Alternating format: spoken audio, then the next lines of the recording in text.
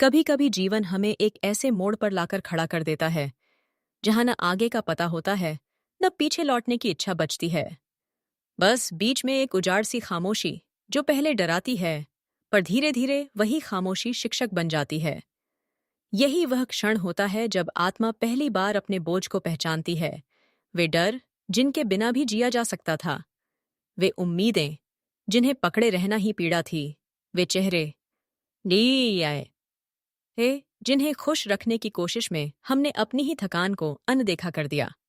और भीतर से कोई फुसफुसाता है, अब छोड़ दो, जो तुम्हारा है वह टिकेगा, जो नहीं है वह स्वयं गिर जाएगा। इस एक वाक्य में एक पूरा ब्रह्मांड छिपा है, क्योंकि छोड़ने का अर्थ भागना नहीं होता। छोड़ना वह पली है परम साहस है जहां हम जीवन के प्रवाह को अपनी जगह लेने देते हैं। आत्मा जब सच में छोड़ना सीख लेती है तो वह एक अजब सी हल्कापन महसूस करती है, जैसे बरसों बाद किसी ने कंधों से वजन उतार दिया हो। यहीं से भीतर का दीपक जलता है, वह दीपक जो बाहर की दुनिया से नहीं, हमारे अपने सत्य से रोशन होता है।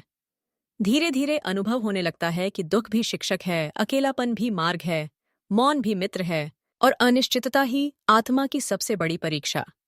इंसान तब समझ जाता है कि जो खोया वह बोझ था, और जो बचा है वही उसका वास्तविक स्वरूप है।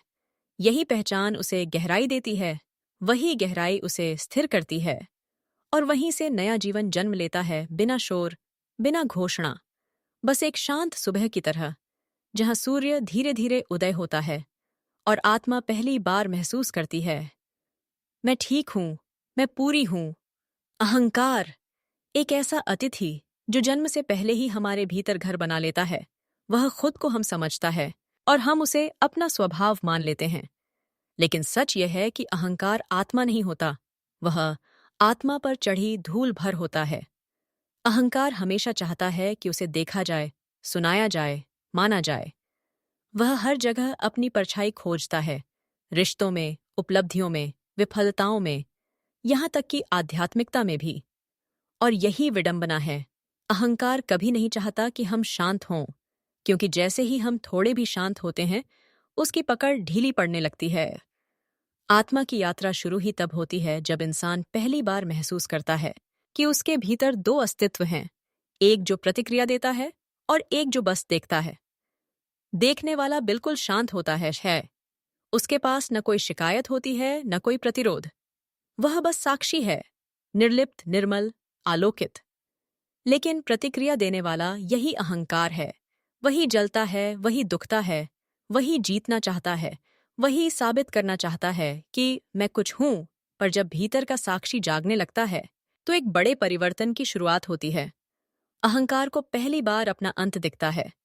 यही कारण है कि अहंकार शुरू शुरू में और जोर से चिल्लाता है, और अधिक नियंत्रण चाहता है, और अधिक शिकायतें पैदा करता है, क्योंकि विघटन हमेशा शोर के बाद आता है। धीरे धीरे इंसान समझता है कि अहंकार की हर प्रतिक्रिया वास्तविकता से जुड़ी नहीं होती, वह केवल पुराने घावों की गूंज होती है। और जैसे जैसे वह इन प्रतिक्रियाओं को पहचानने लगता है, अहंकार की दीवारें टूटने लगती हैं। उस टूटने में दर्द होता है, क्योंकि पुराना स्वयं मर रहा होता है पर उसी टूटने में मुक्ति भी होती है, क्योंकि नया स्वयं जन्म ले रहा होता है।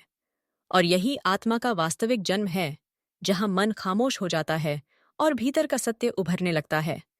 तभी एहसास होता है कि सच्ची ताकत मैं कौन हूं में नहीं, बल्कि मैं कौन नहीं हूं में छिपी है। अहंकार मिटता है और उसके साथ साथ डर, अपेक्षाएं और संघर्ष भी मिटने लगते हैं। पीछे बचती है एक स्वच्छ, उजली चेतना, जो न कुछ मांगती है, न कुछ साबित करती है। वह बस होती है, और उसी होने में परिपूर्णता है। यहीं से वास्तविक जीवन शुरू होता है।